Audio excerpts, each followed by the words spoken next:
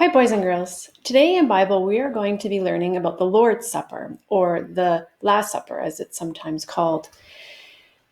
12 of Jesus' disciples were gathered in the upper room to share the Passover meal. And remember, the Passover meal was something that the Israelites did to remind them of how God saved them from the Egyptians.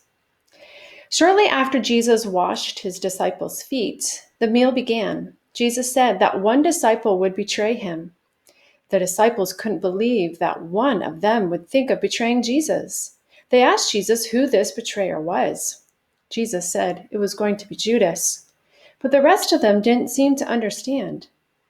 Jesus continued with the supper. He broke the bread and poured the wine for them. Jesus told them that the bread was a symbol of his body.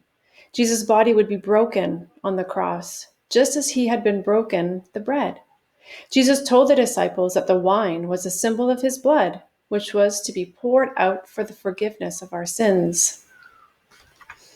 Here's today's story, the Lord's Supper.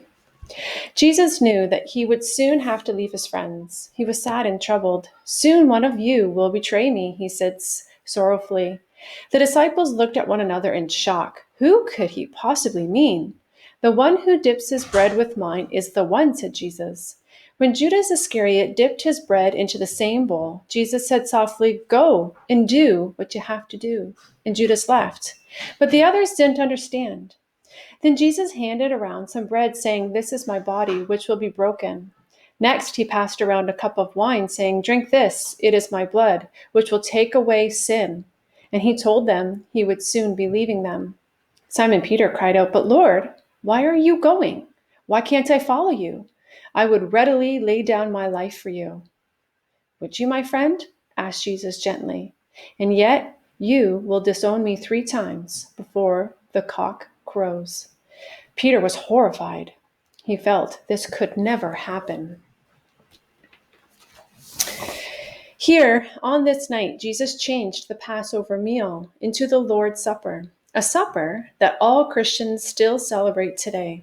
The bread and the wine of the Lord's Supper symbolize how Jesus gave his life for us. For today's assignment, I want you to take the worksheet that I sent on Seesaw, print it off, and I want you to again draw in color a picture about today's story and write at least 5 sentences to retell the story. Boys and girls, I hope you have a great day. Bye.